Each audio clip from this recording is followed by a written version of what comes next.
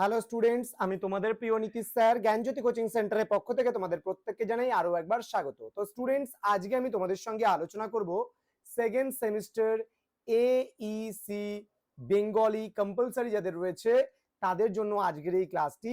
তোমাদের কিছু গুরুত্বপূর্ণ 2 নম্বরের প্রশ্ন নিয়ে আজকের ক্লাসটিতে আলোচনা করব।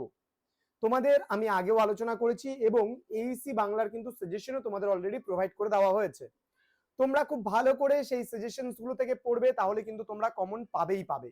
তো স্টুডেন্টস, তোমাদের প্রত্যেকটা বিষয় আমি চাইছি কভার আপ করে দিতে, এবং তোমরা অবশ্যই আমাদের চ্যানেলটিকে সাবস্ক্রাইব করে পাশে থাকা বেল আইকন অল প্রেস করে রাখো, যাতে নেক্সট টাইম থেকে কোনো ভিডিও আপলোড করলে তার নোটিফিকেশন তুমি সবার আগে পেতে পারো।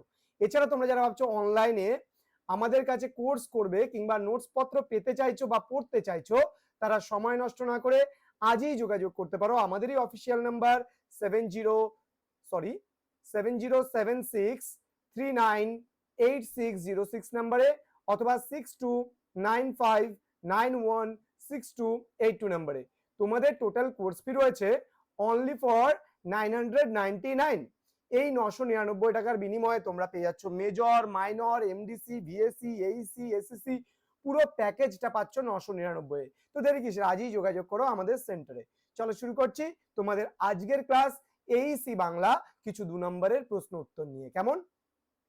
প্রথম প্রশ্ন, নিমন্ত্রণ পত্রের দুটি সাধারণ নিয়ম লেখো। দেখো, প্রথমত আমি কাউকে নিমন্ত্রণ করব, এই নিমন্ত্রণ পত্র লিখতে গেলে আমার কি কি উল্লেখ রাখা প্রয়োজন বা কি কি উল্লেখ করতে হবে সেটা কিন্তু অবশ্যই আমাকে লিখতে হবে সেই নিমন্ত্রণ পত্রে। যেমন কি বলছে, কবে নিমন্ত্রণ সেই তারিখ কিন্তু উল্লেখ করতে হবে, এবং তার সাথে কোথায় নিমন্ত্রণের আসর এবং ভুরিভোজ তাও কিন্তু উল্লেখ করতে হবে। সাপোজ মনে করো তুমি কাউকে বললে, দাদা আমার বাড়িতে আমার মেয়ের বিয়ে, তুমি বলে চলে আসলে, কবে বিয়ে তুমি বললে না, কোথায় বিয়ের আসর বসবে সেটাও তুমি বললে না, তাহলে কি হবে? তাহলে কিন্তু হবে না।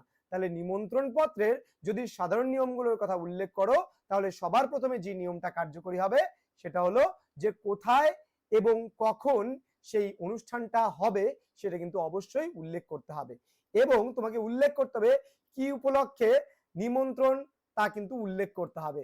তার কারণ সেই অনুযায়ী আমি কাচের বাটি নিয়ে যাবো বিয়ে বাড়িতে, তাই না? তো এটা কিন্তু বুঝতে হবে তোমাদের যে কি উপলক্ষে নিমন্ত্রণ, তাই না? অর্থাৎ এটা ইয়ার্কি করার জন্য বললাম, যাই হোক, কেউ আবার কাচের বাটি নিয়ে চলে যাও না বিয়ে বাড়িতে। কেননা নর্মালি একদম মানে সত্যি কথা বলতে, দেখো বিয়ে বাড়িতে নিমন্ত্রণটা তো আর সেরকম হয় না, কিন্তু সবার যদি এক ধরনের মেন্টালিটি থাকে, না আমি বিয়ে বাড়িতে গিয়ে কাচের বাটিই দেবো, এরকম ধরনের মেন্টালিটি থাকা উচিত নয়। নর্মালি তুমি একটা বেড কভার তো দিতে পারো, সেটার দাম কম, সেটা ইউজফুল, কিন্তু কাচের বাটি দিলে সাধারণত পড়েই থাকে বাড়িতে, সেটা কিন্তু খুব একটা বেশি ইউজ হয় না, যার জন্য এমন কিছু দেওয়া উচিত যেন ইউজ করতে পারে। যাই হোক, এটা ঘটনা প্রসঙ্গে তোমাদের বললাম, ডোন্ট মাইন্ড, ওকে। চলো শুরু করছি পরবর্তী প্রশ্ন, নিমন্ত্রণ পত্র কাকে বলে? হ্যাঁ, বাড়িতে, সমাজে, স্কুল, কলেজে কোনো প্রতিষ্ঠানে কোনো অনুষ্ঠান অনুষ্ঠিত হলে সমাজের মানুষকে আমন্ত্রিত করার জন্য বা নিমন্ত্রণ করার জন্য যে পত্র প্রেরণ করা হয় তাকে আমরা নিমন্ত্রণ পত্র বা আমন্ত্রণ পত্র কিন্তু বলি। বুঝতে পেরেছো? এবার পরবর্তী প্রশ্ন, মনে কর তোমার বাড়িতে কারো বিয়ে হতে পারে, শ্রাদ্ধানুষ্ঠান হতে পারে, হ্যাঁ, তারপরে অন্নপ্রাশন হতে পারে, ইত্যাদি কারণে যখন সমাজের মানুষকে নিমন্ত্রণ বা আমন্ত্রিত করার জন্য তুমি যে পত্র লিখবে সেটাকে নিমন্ত্রণ পত্র বলছে। এবার আমরা চলে আসবো প্রতিবেদন কাকে বলে। ওকে, দেখো প্রতিবেদনের ইংরেজি নাম হলো রিপোর্ট। তোমরা রিপোর্ট রাইটিং করেছো নিশ্চয়ই, সেটাকেই কিন্তু বাংলায় বলা হয় প্রতিবেদন। নির্দিষ্ট তথ্যের ভিত্তিতে প্রতিবেদন রচনা করতে হয়।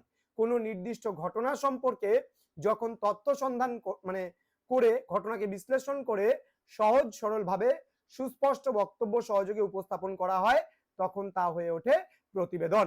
বর্তমান সময়ে প্রতিবেদনের গুরুত্ব কিন্তু অপরিসীম।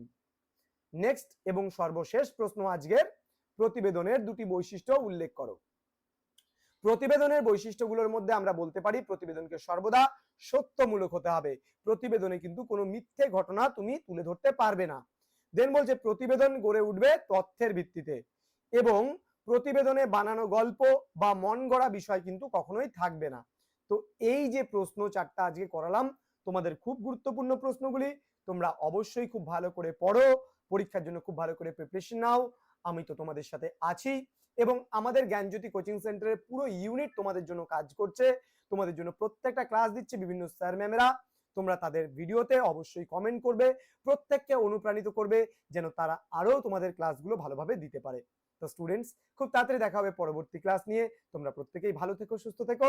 Thank you so much. আর অনলাইনে যুক্ত হতে চাইলে যোগাযোগ করো আমাদের সঙ্গে 7076398606 নাম্বারে। দেখা হচ্ছে খুব তাড়াতাড়ি পরবর্তী ক্লাস নিয়ে। Thank you.